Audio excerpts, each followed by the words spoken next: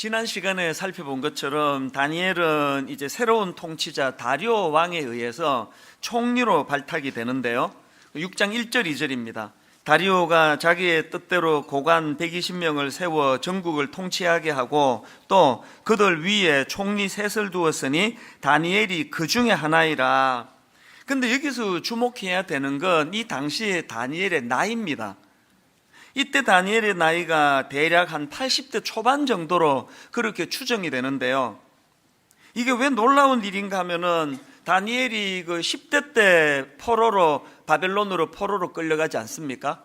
그런데 포로로 잡혀가고 있던 그 초기부터 그 당시 왕이던 느부갓네살 왕의 인정을 받는 모습을 우리가 다 살펴봤는데요.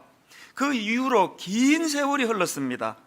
제국도 바뀌고 왕도 여러 바뀌고 그런 변화가 많이 있었는데 오늘 본문에 보면은 80대 초반의 그 나이에 이르기까지 또 새로운 통치자 다리오 왕에게 또 발탁이 될 정도로 인정을 받았다는 것, 이 오랜 세월 한결같이 주변 사람들에게 인정을 받았다는 게 뭘 의미하겠습니까? 이런 질문을 가지고 제가 본문을 쭉 읽다가 보니까 눈에 띄는 표현이 하나 있는데요. 다니엘서 6장 10절입니다. 다니엘이 조수의 왕의 도장이 찍힌 것을 알고도 자기 집에 돌아가서는 윗방에 올라가 예루살렘으로 향한 창문을 열고 그 다음 보니까요, 전에 하던 대로 하루 3번씩 무릎을 꿇고 기도하며 그의 하나님께 감사하였더라. 저는 여기 나오는 이 전에 하던 대로라고 하는 그 한마디 이 표현 속에 여러 가지 함축적인 메시지들이 담겨져 있다고 생각을 합니다. 서울대 이정동 교수님이 그 축적의 길이라는 책을 썼는데요. 제가 이분을 주목하게 된 거는 우연히 그 KBS 스페셜에 나와서 이분이 그 특강을 했는데 거기에 이 축적과 관련된 강의가 너무 인상적이었습니다. 이분이 주장하는 게 뭐냐? 창의적인 아이디어는 도움이 안 된다는 거예요. 우리 모두가 다 창의적이어야 한다. 스티브 잡스를 봐라. 그 창의적인 걸 우리가 배워야 된다. 모두가 다 창의적이어야 된다고 그러는데 이 교수님은 창의적인 거 도움 안 된다는 거예요. 왜 이런 주장을 하시는가 보니까 이분 주장에 따르면 지금 산업 현장에서 반짝반짝하는 아이디어도 필요하지만 그 반짝이는 아이디어가 실현 가능성이 일어나기 위해서는 오랜 시간 연구하고 실험하는 이 축적의 시간이 필요하다는 거예요. 그러고 보면은 우리가 잘 아는 이 스티브 잡스가 그냥 반짝하는 아이디어 하나로 그냥 아이폰을 만든 게 아니잖아요. 그 아이디어가 나오고 그게 우리 손에 스마트폰으로 들려지기까지 얼마나 오랜 세월 그것들을 만들어내는 과정에서 연구하고 실험하고 실패하고 이런 과정들이 있었겠냐고 이분이 그걸 주장하는 겁니다. 그러면서 이 개념 설계 역량이라는 용어를 가지고 설명을 하는데요. 이 개념 설계라는 거는 그 남의 설계도 가져다 베끼는 그런 게 아니고 이 자기 스스로 그림을 그리고 계획할 줄 아는 능력, 이게 개념 설계라 그러는데 이 개념 설계 역량이라는 거는 수없이 반복되는 연습과 훈련과 실험, 연습과 훈련과 실험, 연습과 훈련과 실험, 이 오래 계속 반복되는 이것들을 통해서 축적된 데이터 기록을 통해서 이게 이루어진다는 겁니다. 그러면서 이제 우리나라 이 산업계가 갖고 있는 치명적인 문제를 어떻게 지적하느냐, 이런 수천 번 반복해서 시행착오를 통해 얻게 되는 개념 설계 역량이 우리나라 산업계에는 이게 없다는 거예요. 70년대, 80년대 그 산업화 시기에 막 선진국 그 벤치마킹하고 우리 다 알잖아요. 일본 것 갖다 베끼고 미국 것 갖다 베끼고 거기다가 또 빨리빨리 문화, 이 속도 막 이래가지고 이게 뭐 엄청난 열매를 맺은 건 사실이에요. 그래서 우리나라는 막 급성장을 한 거 아닙니까? 그랬는데 이분의 주장이 이런 단기간에 성과 내는 이것들에 대해서는 이제 동력이 다 끝나가는데 이런데 이제 젖어가지고 오래 이 축적돼가지고 반복하는 노력을 통해 얻어지는 개념 설계 역량이 없는 풍토다 보니까 앞으로 우리나라 경제는 막 엄청난 위기에 지금 도래할 것이다. 그걸 제가 듣는데 너무 와닿는 거예요. 그래서 제가 이 강의를 몇 번이나 반복해서 제가 들었는데, 그걸 제가 왜 여러 번 반복해서 듣고 경청했는가 하면은, 이게 꼭 영적으로 말하면은 목사인 저한테 또 너무너무 부끄러운 자리에 빠져있는 한국교회를 질타하는 강의처럼 그렇게 들려지는 겁니다. 여러분, 지금 한국교회는 너무나 가벼운 종교로 전락해 있는 거 아닙니까? 저는 목사로서 제 스스로가 제 자신에 대해서, 여러분 그 밀란 쿤테라가 쓴 참을 수 없는 존재의 가벼움이라는 소설 기억하십니까? 저는 그 소설을 안 읽었는데요, 이 책 제목이 제게 막 굉장히 영향을 미쳤습니다. 순간순간 저는 제 자신에 대해 가지고 이 참을 수 없는 존재의 가벼움, 이 뭐 목사고 이제 60을 바라보는 나이고, 제가 지금 뭐 신학교 한 지가 거의 30년 가까이 되는데도 부인할 수 없는 내 존재의 가벼움, 왜 영적으로 좀 묵직한 이런 그런 내공이 나는 잘 쌓이지 않는 건가, 그런 게 제가 참 마음이 아파요. 또 똑같은 맥락에서 오늘 분당 우리 교회를 보면은 여러 가지 마음이 아픕니다. 뭐 사람은 좀 많이 모이고 또 과장된 소문은 좀 나 있지만 그것 전부 과장된 소문이고요. 저는 분당 우리 교회를 볼 때 부인할 수 없는 존재의 가벼움, 너무 가벼운 거 아닙니까 지금? 한국교회 성도들을 봐도 어떻게 이게 축적되는 게 잘 보이질 않습니다. 장로, 그러면 이 막 어마어마한 영적인 내공을 가진 분이라야 되는 거 아닙니까?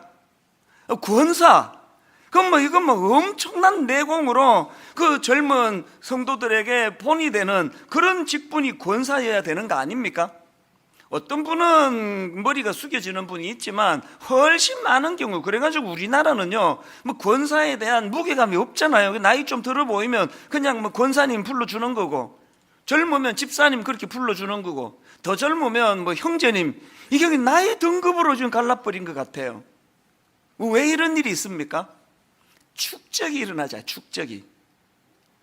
그러니까 특세 뭐 일주일 그러면 막 한 7,000명씩 모이고 막 2시간 자고 그러는데요, 그렇게 특세를 통해서 이제 하나님 앞에 새벽에 일어나 기도해야 되겠다는 이것이 일상적인 영성으로 연결이 안 돼요. 1년에 한 번 이벤트.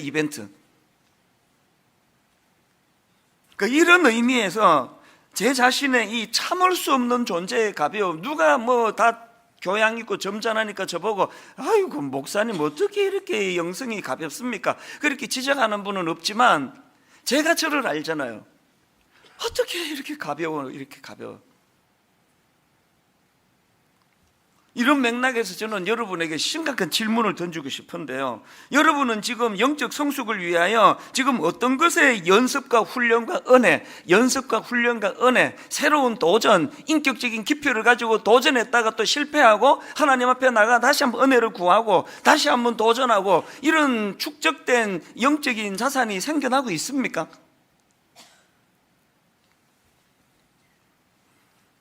신앙의 연조가 깊을수록 그 초신자가 흉내도 낼 수 없는 묵직하고 깊은 이 축적된 그 내공을 쌓은 사람만이 보여줄 수 있는 이 차별화가 지금 일어나고 있느냐고요. 제가 분당 우리 교회를 딱 개척하고 바로 얼마 있다가 이제 그 옥하는 목사님 제자들 모임을 한번 가졌거든요. 사랑의 교회 부교역자들이 이제 모여가지고 이런저런 대화를 나누다가, 그때 이제 그 저보다 뭐 대선배님이에요. 그 사랑의 교회 옥 목사님의 그 초창기 때부터 함께 사역했던 그 목사님이 이제 젊은 저희들을 막 꾸지람 말을 하면서 하는 이야기가 뭐냐 하니까, 내가 말이야 그 사랑의 교회 부목사들을 가만히 보면은 이 헌문만 들어가지고 옥 목사님 10,000명 이상 모이던 때 그 모습을 지금 따라하고 있는, 흉내내고 있는 것 같다고 그렇게 질책을 하시는데, 그게 지난 16년 개척 이후에 얼마나 저에게 아픔으로 그게 다가왔는지 모릅니다. 저는 지금 이찬수 목사는 지금 옥하는 목사님 흉내만 내고 있는 거 아닌가 이게? 저는 또 우리 교회 젊은 그 부목사님들한테 종종 제가 그렇게 질책을 합니다. 30대는 30대 때에 쌓아야 될 영성이 있고, 그러다가 40대가 되면 30대 쌓아놓은 그 영성에다가 축적되는 40대의 영성이 있고, 50대는 30대와 40대에 쌓아놓은 그 영성을 바탕으로 깊이가 더 들어가 존재가 그 목사다워야 되는 거 아니냐고. 30대 때 그 시금방지기에 무슨 책이나 끼고 다니지 말고, 책도 읽어야 되지만 현장을 뛰어다니고, 병원에 입원해 있는 그 환자 성도님 찾아가 손잡아 드리고, 사업 실패해서 우는 그 자리 찾아가 눈물을 닦아 드리고, 질퍽한 그 시장 영성이라는 이름을 제가 그렇게 붙여봤습니다. 그렇게 30대 때 발로 뛰어다니면서 목자 잃은 양과 같은 성도님들의 가슴 아픈 현실을 마음으로 경험하고 체득하고, 그것이 자기 영적인 바탕에 이것이 쌓여지고, 그 다음 40대는 그걸 바탕으로 한 인간 이해에 대한 책도 읽고 신학도 더 깊이 들어가고 그래야 되는데, 이게 뭐 쌓여지는 게 없으니까. 여러분, 제가 그 20대 후반의 그 교육 전도사하고는 존재의 깊이가 달라야 되는 거 아닙니까? 60 가까이 되는 담임 목사라고 한다면 현실적으로 보면 이게 보이지를 않아요. 이런 점에서 저는 다니엘이 지금 80대 초반 연세에 그분이 보여주시는 이 전에 하는 대로라고 하는 그 어떤 문제에 부닥쳐 있을 때 그 축적된 그런 어떤 영적인 모습들이, 이게 우리가 안 늦었습니다. 지금부터 축적이라는 건 지금부터 시작하면 되거든요. 오늘부터 시작해서 하나님 앞에 은혜를 구하면서 이제 좀 영적인 이 내공이 쌓여가는, 축적이 되는 그런 신앙생활을 우리가 영위했으면 좋겠는데요. 뭐 여러 가지 우리가 그 쌓아 올려야 될 영적인 자산들이 많지만, 오늘 본문에 의거해 가지고 우리 대표적인 두 가지 우리가 쌓아야 될, 축적해 나가야 될 걸 나누고 싶은데요. 첫 번째, 우리가 축적해야 될 게 뭐냐? 기도의 축적입니다. 기도의 축적. 자, 10절을 다시 보십시오.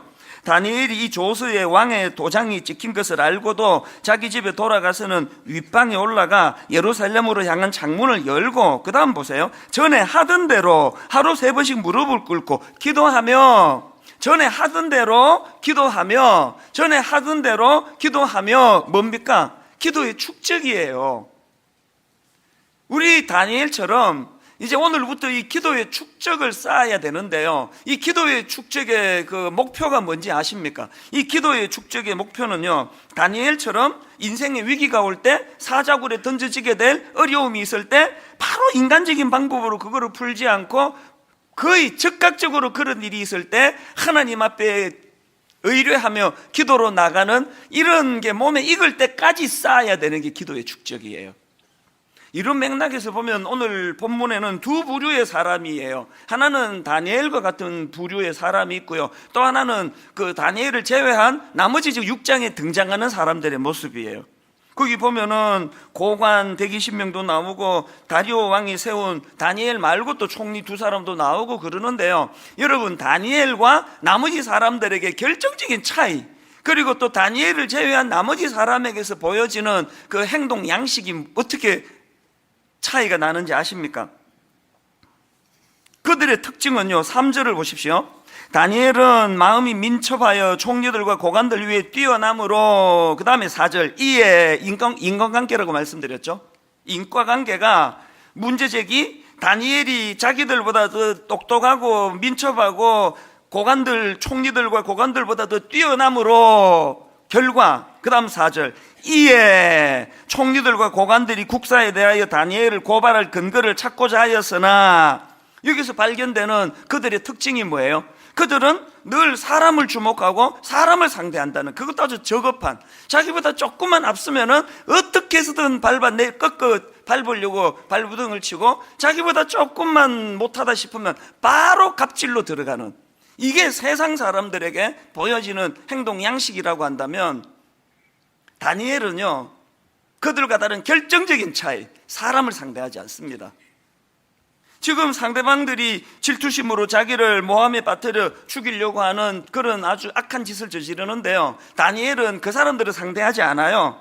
누구를 상대합니까? 전에 하던 대로 기도하며. 누구를 상대하는 겁니까?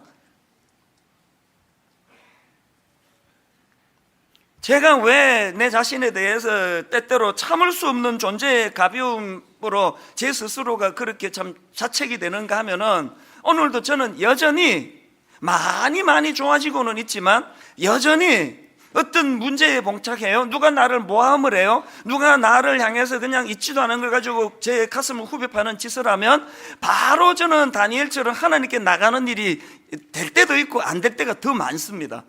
맨날 받는 게 사람에게 상처를 받잖아요. 맨날 그 사람에 대한 울분이 쌓여가잖아요. 목회 한 30년 하면은요, 사람에 대한 불신이 쌓여가는 이런 경우가 꽤 많습니다. 여러분은 어떠세요?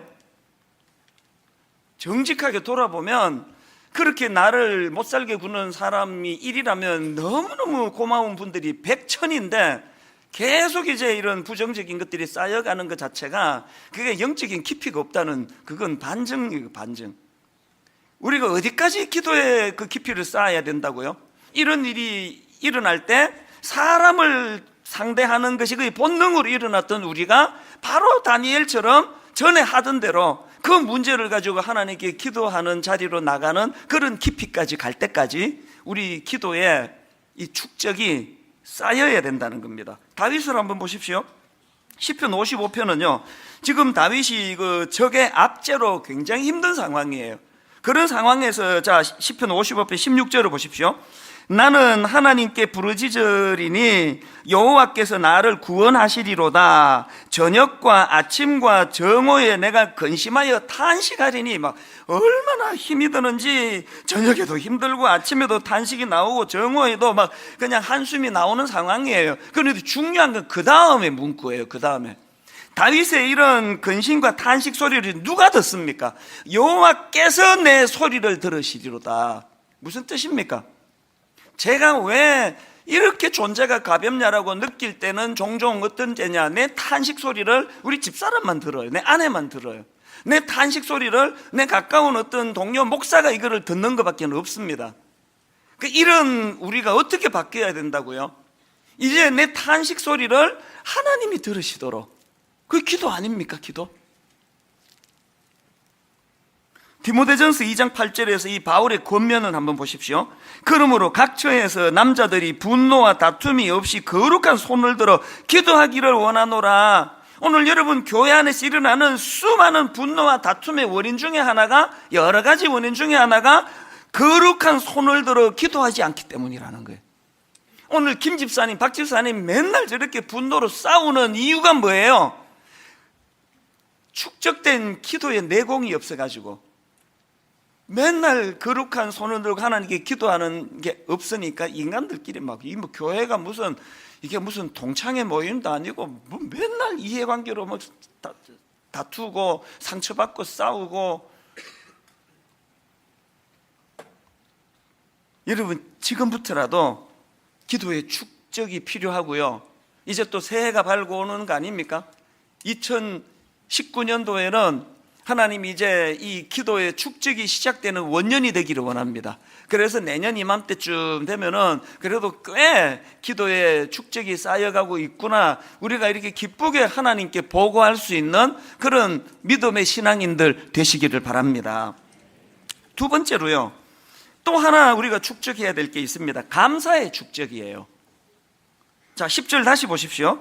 다니엘이 조스의 왕의 도장이 찍힌 것을 알고도 자기 집에 돌아가서는 윗방에 올라가 예루살렘으로 향한 창문을 열고, 그 다음 보세요. 전에 하던 대로 하루 3번씩 무릎을 꿇고 기도하며 그의 하나님께 감사하였더라. 전에 하던 대로 그의 하나님께 감사하였더라. 여기서 보여주는 다니엘의 감사는 본능이 아니에요. 이건 축적된 감사에서 나오는, 내공에서 나오는 거예요. 무슨 근거로 이런 말씀을 드립니까? 여러분 응답받은 후에 하는 감사는 그 본능이에요. 위기를 만났는데 하나님이 위기를 모면해 주셨다, 그때 나오는 감사는 애쓰지 않아도 자동으로 나오는 거예요. 다니엘의 감사는 그런 거 아닙니다. 지금 사자굴에 던져지게 된 그 위험으로부터 벗어난 상태 아닙니다. 그런데도 불구하고 당겨서 감사하는 이 태도 속에는 그 길이 굉장히, 그 감사의 길이 많이 열렸다는 뜻이에요.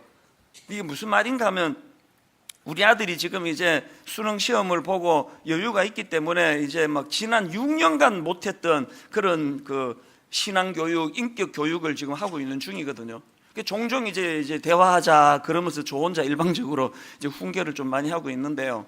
최근에도 제가 이제 무슨 얘기를 했냐면, 너 있잖아, 아빠가 그 등산을 좋아하잖아. 내가 이렇게 산을 다니다 보면 기가 막히다. 이야, 이 길을 어떻게 이렇게 절묘한 데다가 경치도 좋고 또 잘 이렇게 좋은 길을 만들어 놨는지 감탄할 때가 많아. 근데 있잖아, 이 길은 정부가 만들어 준 거 아니야. 이거 지자체가 만들어 준 거 아니고 누가 만들었는지 아니? 등산객들이 만드는 거야. 길이 좋으니까 한 명이 지나가고 두 명이 지나고 자꾸 그 길을 가다가 보면은 그런 길이 나오는 거야. 너도 마찬가지야. 네 이제 시험 쳐놓고 한 석 달 이제 팽개쳐 놀고 막 그냥 막 무절제하게 생활하고 하면은 그거부터 네 대학 생활에 길이 나기 시작하는 거야. 모든 건 다 습관의 문제야. 제가 우리 아들한테 그런 이야기를 했더니 그냥 묵묵히 듣더라고요. 얘기 끝나니까 또 들어가가지고 뭐, 그래서 얘가 길이 지금 잘 안 나 있구나 그런 생각을 했는데요. 이제 그 이야기를 듣고 진지하게 이제 만들어가는 그 길. 그래서 제가 아까 다니엘이 감사의 그 본능이 아니라 축적된 길이라고 말씀드렸잖아요. 우리에게는 다니엘이 만들어 놓은 감사의 길이 별로 없고요. 뭐 불평의 길이 얼마나 잘나 있는지 뭐 거의 뭐 본능적으로 뭐 툭툭 튀어나오는 게 불평의 길 아닙니까? 여러분 지난 한 주간을 한번 되돌아보세요. 아마 거의 뭐 감사 한 5번 할 때, 불평 한 5번 할 때 감사 1번, 이건 뭐 굉장히 성숙한 분이 이 정도일 거예요. 뭐 어지간한 사람은요, 불평 한 10번 하면은 감사 1번, 또 조금 더 미숙한 사람은 막 불평 한 30번에 감사 1번, 더 나쁜 사람은 불평 50번에 감사 하나도 없고. 이 길이 안 나서 그래, 길이. 우리가 이제 이 감사가 계속 축적이 되도록 지금부터 여러분이 그쪽에 길을 만들어야 돼요. 이제 뭐 어지간하면은 길이 얼마나 다니엘에게 감사의 길이 잘 나와 있으면 문제가 해결되지도 않았는데 감사가 툭 튀어나온 거 아닙니까? 그럼 누가 행복하겠습니까? 이렇게 살면 본인이죠. 이 감사의 길이 잘 나와 있는 분 중에 한 분이 손양은 목사님이신데요. 이분은 일제시대 때 일본 제국주의 시대 때 그 신사참배 문제로 옥중에서 그 순교하신 분 아닙니까? 근데 참 불행하게도 그 감사학교라는 그 책에 보니까요, 손양은 목사님이 순교 직전에 돌아가시 직전에 또 사모님이 많이 또 편찮으셨대요. 그래서 아픈 아내에게 그 옥중에 쓴 편지를 제가 보고요, 진짜 울컥했습니다. 내용이 이렇습니다. 동인 어머니에게, 이 대목도 너무 감동적이었습니다. 자기 아내 보고, 그 동인이가 그분 아들이잖아요. 동인 어머니에게 병고 중에서 얼마나 신음하십니까? 이 같은 몹시 더운 날씨에 고열도 심하고 게다가 병고까지 있으니 설상가상이겠구려. 그러나 믿음과 진리는 기호와 환경을 초월하니 안심하소서. 꽃피고 새 우는 시절뿐만 아니라 백설이 분분한 음동설한 중에도 하나님의 사랑은 여전하오. 금전 옥루에서 잘 먹고 잘 살 때만 하나님을 찬양할 뿐 아니라 초가 상간에서 못 먹고 병들었을 때도 하나님을 찬양해야 하오. 나는 솔로몬의 부귀보다도 욥의 고난이 더욱 귀하고 솔로몬의 지혜보다 욥의 인내가 더욱 아름다워 보입니다. 평안과 기쁨은 만병의 보약이 오니 모든 염려는 주께 맡기고 부디 병석을 떠나소서. 항상 기뻐하고 범사에 감사하소서. 1943년 8월 18일 제가 이 편지를 읽었는데 어느 대목에서 울컥했는지 아십니까? 나는 솔로몬의 부귀보다도 욥의 고난이 더욱 귀하고 솔로몬의 지혜보다 욥의 인내가 더욱 아름다워 보입니다. 이거를요, 저처럼 그냥 서재에서 이렇게 썼다면 이게 문학이에요, 문학. 아이고, 우리 목사님 문장 얘기 참 좋아. 지금 손양은 목사님은 감옥에서 지금 옥사하기 직전이에요. 그 고난 속에서 나는 솔로몬의 부귀보다도 욥의 고난이 더욱 귀하고 솔로몬의 지혜보다 욥의 인내가 더욱 아름다워 보입니다. 그러니 병중에서도 여보 항상 기뻐하고 범사에 감사하시라, 그런 요지의 편지를 보내주는 것을 보면서 여러분, 이 목사님에게는 그 감사의 길이 얼마나 잘 닦여 있습니까? 오늘부터 시작하자고요. 오늘부터 불평의 길은 조금씩만 줄여가시고 대신에 감사의 길을 자꾸 만들어 닦아 나가기 시작하면, 우리도 나이가 많이 들고 나면 그런 감사의 내공이 좀 쌓여질 것 같거든요.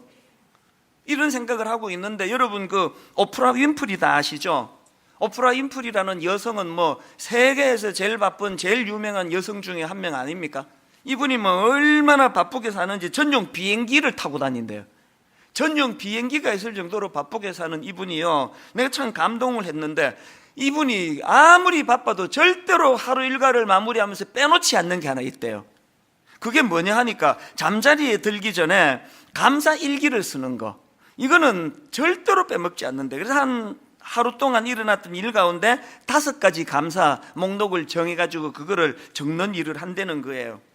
제가 주목하는 건요, 그렇게 성실하게 적는 것도 주목이 되지만 감사 내용이 감동적이에요. 그냥 거창한 게 아니라 일상의 소소한 감사들, 예를 들어서 한번 5가지를 제가 읽어드릴게요. 오늘도 거뜬하게 잠자리에서 일어날 수 있어서 감사합니다. 이게 첫째고요. 둘째, 유난히 눈부시고 파란 하늘을 보게 해주셔서 감사합니다. 셋째, 점심때 맛있는 스파게티를 먹게 해주셔서 감사합니다. 넷째, 얄미운 짓을 하는 동료에게 화내지 않았던 저의 참을성에 감사합니다. 다섯째, 좋은 책을 읽었는데 그 책을 써준 작가에게 감사합니다. 지금 이게 누가 못할 사안입니까? 이 가난하다고 안 되는 게 하나라도 있습니까? 오늘 저녁에 그 스파게티 드세요. 스파게티. 누가 스파게티를 못 먹습니까? 누가 아침에 일어나가지고 유난히 파란 하늘을 참 감사합니다. 이게 누가 이게 못할 감사냐고요. 이분이요, 이 감사일기를 40년 넘게 지속해서 쓰고 있대요. 신앙과 더불어서 매일매일의 이 감사 습관이요, 그 107kg 낙담한 흑인 미혼모, 오프라 윈프리를 지금 두고 하는 얘기거든요. 이렇게 낙담한 흑인 미혼모를 세계 최고의 토크쇼 진행자로 성장시킨 원동력이 되었다. 저희 교회가 지금 감사 노트를 제작하려고 해요. 이제 내년 상반기가 되면은 이제 우리가 이 감사 노트가 만들어질 거예요. 오늘부터 이 감사를 쌓아가자고요. 감사를. 한 가지 말씀만 더 드리고 말씀을 마무리하려고 하는데요. 제가 앞에서 그 서울대 이정동 교수님의 축적의 시간이라는 강의를 소개해 드리지 않았습니까? 그 강의에요, 그 데이비드 블레인이라고 하는 마술사 이야기가 나옵니다. 이 데이비드 블레인이 미국에서 꽤 유명한 마술사래요. 그런데 이분이요, 놀라운 기록을 세웁니다. 보통 의학적으로 말하기를 6분 이상 숨을 쉬지 않으면 이게 그 뇌에 산소가 공급이 끊어져 가지고 6분 정도 숨을 안 쉬면은 뇌사 상태에 빠진대요. 그런데 여러분 놀라지 마세요. 이분이 기록을 세웠는데, 신기록을 세웠는데요, 17분 4초를 숨을 안 쉰 사람이에요. 이게 세계 신기록이랍니다. 이분이 여기에 도전하게 된 그 동기가 되게 재밌는데요, 아주 나쁜 친구가 있습니다.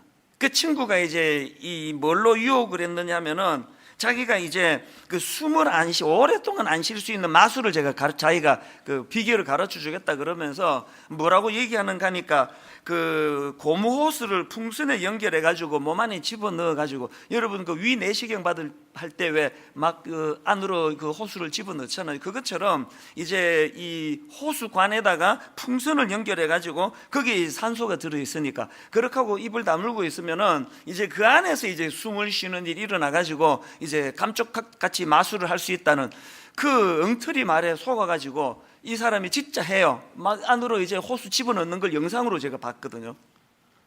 이거 하다가 거의 죽을 뻔했대요. 그분이 하는 말이 내 인생의 가장 바보스러운 시도였다, 그런 이야기를 해요.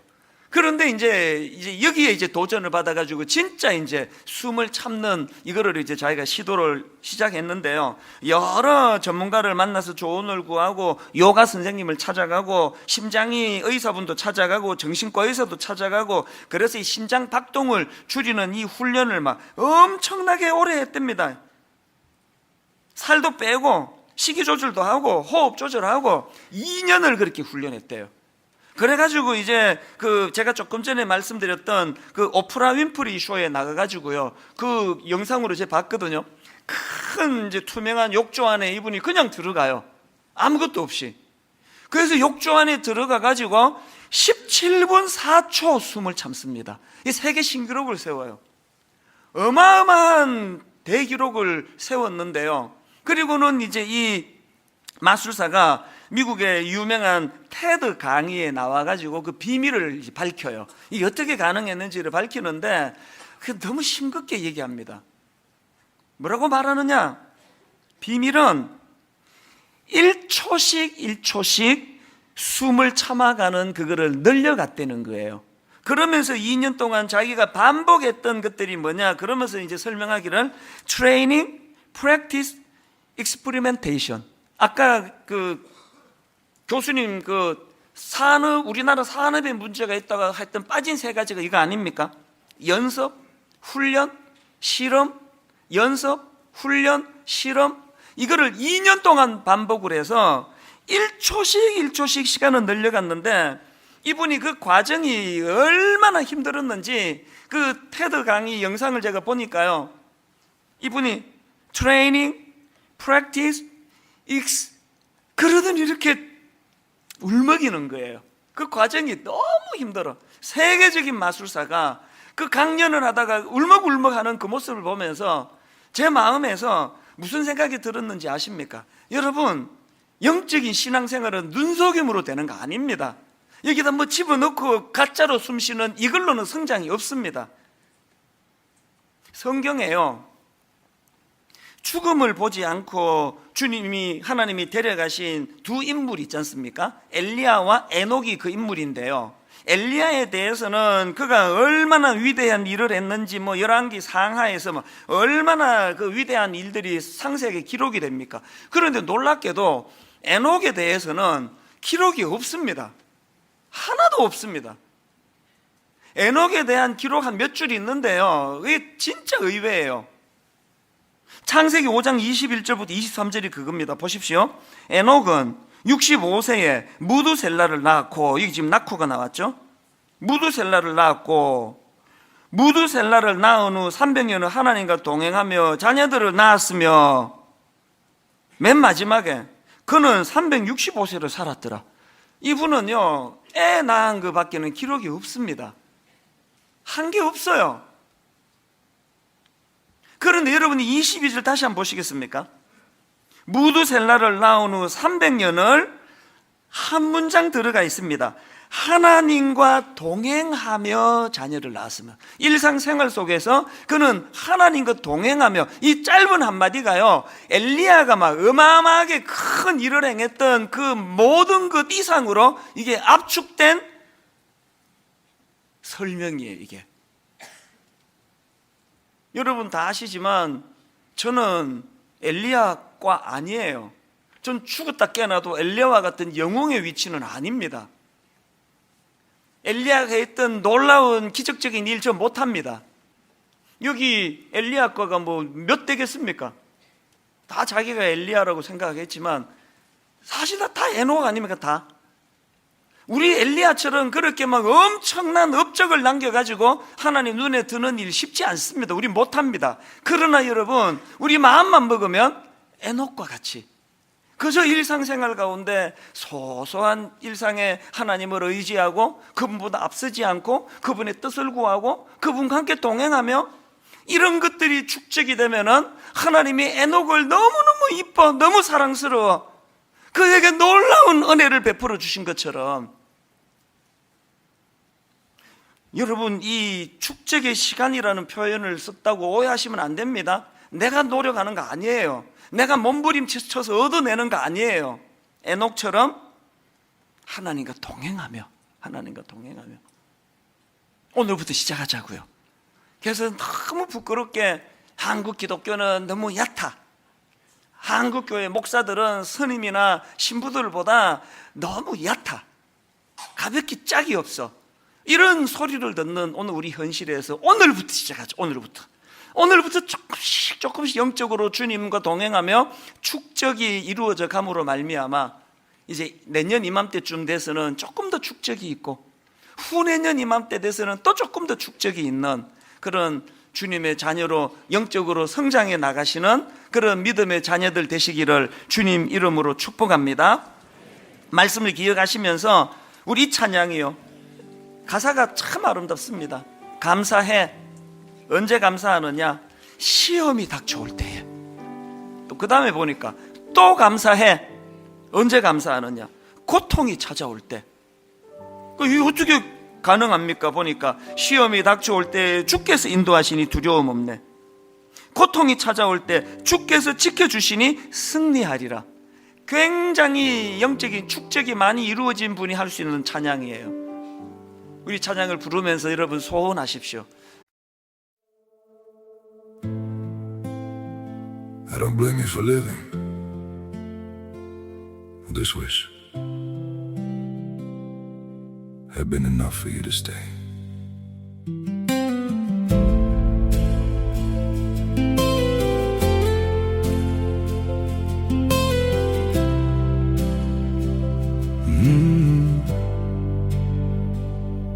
I saw it coming in the way you changed, in the silence between your words.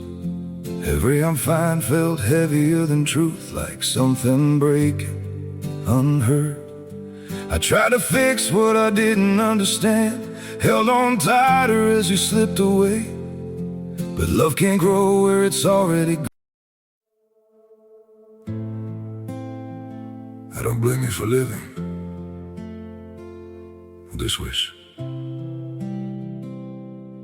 had been enough for you to stay.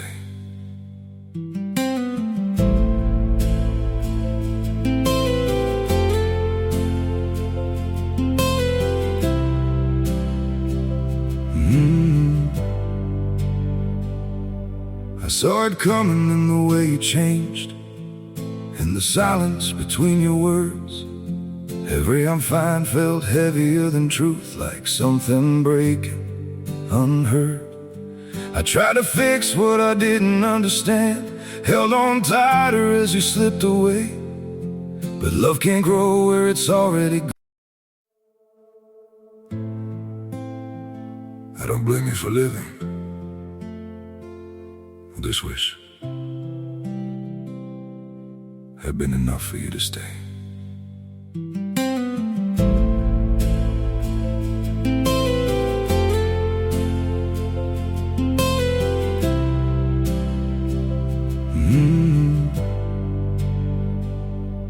I saw it coming in the way you changed, in the silence between your words. Every I'm fine felt heavier than truth, like some. 아버지, 저도 진실로 이런 고백을 할 수 있는 축적이 있는 영적 깊이가 있는 가볍지 않은 그런 크리스찬으로 살아가기를 원합니다. 우리 가사를 생각하시면서 함께 찬양하기 원합니다. 감사해. 감사해. 언제 감사합니까? 시험이 닥쳐올 때에. 어떻게 감사합니까? 주께서 인도하시니 두려움 없네. 또 감사해. 언제 감사합니까? 고통이 찾아올 때에. 고통 중에 어떻게 감사할 수 있습니까? 주께서 지켜주시니 승리하리라. 우리 일상생활 속에 나의 모든 생활 속에서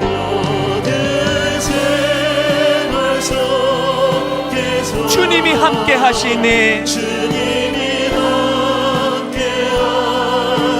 주님의 성령 나를 인도하시리.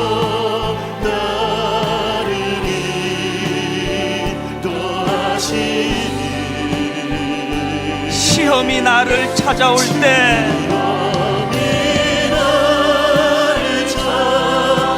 주님 지켜주시니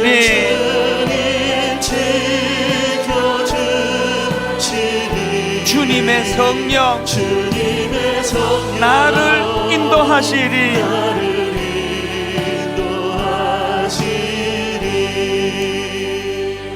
여러분, 제가 강조하고 또 강조하지만 여러분, 우리 좀 생각하는 크리스찬이 돼야 돼요. 막 그냥 감정을 막 자극하고 막 붕 뜨고 이렇게 하는 이런 것들이 때로는 필요하지만 그게 일상이 되면은 그게 아주 저질이 돼요. 좀 생각을 좀 하고 하나님 앞에 좀 깊이 있게 나아가고, 이 찬양에도요, 나의 모든 생활 속에서 주님이 함께 하시니 주님의 성령 나를 인도하시리. 이런 찬양을 부를 땐 막 부러워서 몸살이 나야 돼요.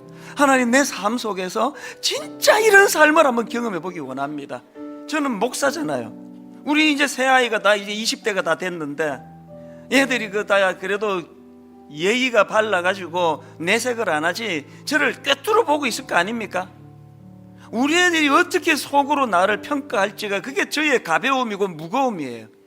애들이 만약에 저를 보면서 하여튼 우리 아빠는 말 장난 잘하는 사람이야, 말만 잘한다고, 입만 살아있는 목사라고, 우리 아빠는 참 보기 안쓰러워, 우리 아이들이 저를 이렇게 평가한다면 이건 살고 싶지 않을 것 같아요.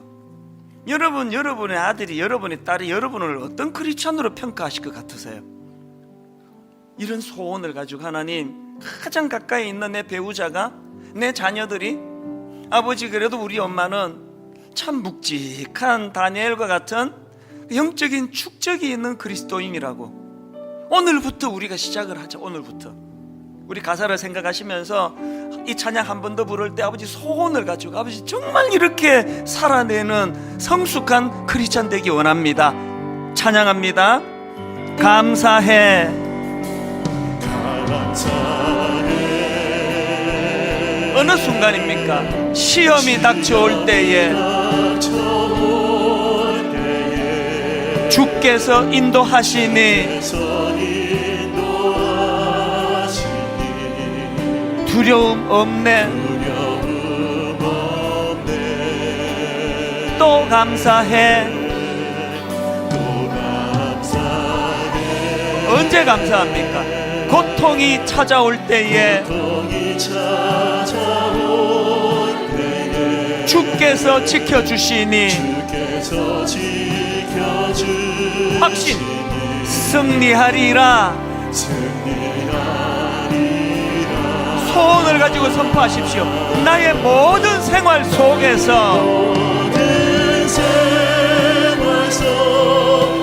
주님이 함께 하시니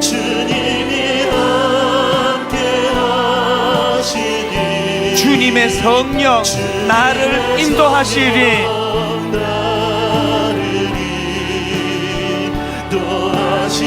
시험이 나를 찾아올 때 우리가 가진 확신, 주님 지켜주시니 주님의 성령 나를 인도하시리. 우리 다시 한번 의지를 가지고 선포합니다. 나의 모든 생활 속에서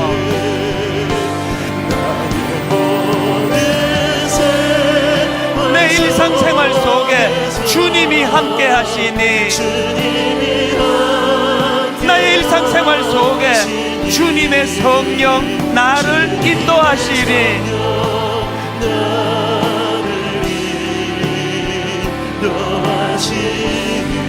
그렇기 때문에 시험이 나를 찾아올 때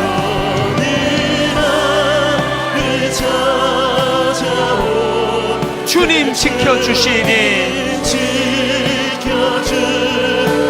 주님의 성령 나를 인도하시니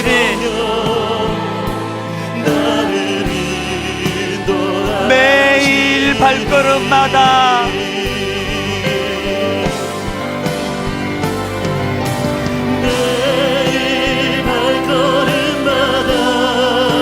예수 인도하셨네. 나의 무거운 죄짐을 모두 벗고 하는 말 예수 인도하셨네. 내 인생 여정 끝내요.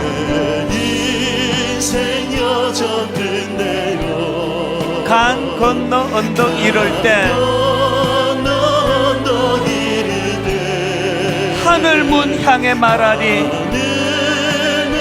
지나온 내 인생 예수 인도하셨네. 지나온 내 인생 되돌아보며 매일 발걸음마다 예수 인도하셨네. 나의 무거운 죄짐을 모두 벗고 하는 말 예수 인도하셨네. 우리 다 자리에서 일어나셔서 이 가시밭길 인생을 허덕이면서 갈 때에 시험과 환난 많으나 그러나 내 인생 예수 인도하셨네. 여러분 지난 삶을 되돌아보십시오. 매일 발걸음마다 예수 인도하셨네. 나의 무거운 죄짐을 모두 벗고 하는 말 예수 인도하셨네.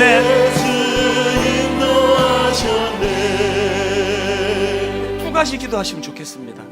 하나님, 가볍디 가벼운 우리의 신앙, 세상 사람들조차도 이 교회는 왜 이렇게 가벼운 거냐고 그렇게 조롱당하는 현실에 하나님, 내 신앙의 연조만큼의 깊은 영적인 내공을 허락해 주시기 원합니다. 저는 그게 쌓인 게 별로 없습니다. 오늘부터 시작하기를 원합니다. 두 번째 기도 제목이 있다면, 아버지, 내 힘으로 만들어내는 영적인 깊이가 아니라 예수 인도하셨네. 매일 발걸음마다 이 가시밭길 인생을 허덕이면서 갈 때 시험과 환난 많았지만 예수 인도하셨네. 아버지, 두 가지를 놓고 2018년도 잘 정리하고 새해를 향하여 달려가기를 원합니다. 꿈꾸며 같이 통성으로 같이 기도하시겠습니다. 살아계신 하나님 아버지, 매일 발걸음마다 내 인생 발걸음 주님 인도하셨습니다. 예수님 인도해 주셨습니다. 하나님 아버지, 감사할 이유가 내일의 삶의 소리 안에서 축적되게 나의 무거운 죄짐을 모두 벗고 주님 내미시는 손 붙잡고 주님께 감사하는 삶을 살아내며 주님의 그 깊이를 이 가시밭길 인생 허덕이면서, 그러나 시험과 환난 많았지만 주님 인도해 주시는 길이었노라고. 인도하심을 구하며 하나님 앞에 매일매일 살아가는 삶이 되게 하여 주시고, 내력과 같이 하나님 그렇게 동행하는 선의 길로 나아가도록 주님 함께하여 주시기 원합니다. 하나님 아버지, 설교자인 저부터 시작해서 우리의 가벼움을 불쌍히 여겨 주시기 원합니다. 십자가로 변화된 주님의 자녀답게 좀 묵직한 존재감과, 특별히 말을 많이 하지 않아도 세상 사람들이 저 사람은 참 크리스찬으로의 무게감이 느껴진다고, 이런 것들이 잘 보이지 않는 부끄러운 저희들의 모습입니다. 아버지, 오늘서부터라도 다니엘처럼, 에녹처럼 주님과 동행하며 주님을 의지하며 깊은 영적인 깊이가 쌓여갈 수 있도록 은혜 내려 주시옵소서. 이것들을 우리의 노력과 우리의 힘으로 만들어가는 것이 아니라 에녹과 같이 주님과 동행할 때 주님 손잡고 나아갈 때 주님이 만들어주시는 선한 열매인 줄 믿사오니 이번 한 주간 이 축적을 향한 첫걸음을 내딛는 심정으로 하나님 한 주간을 승리하며 살아내게 인도하여 주시옵소서.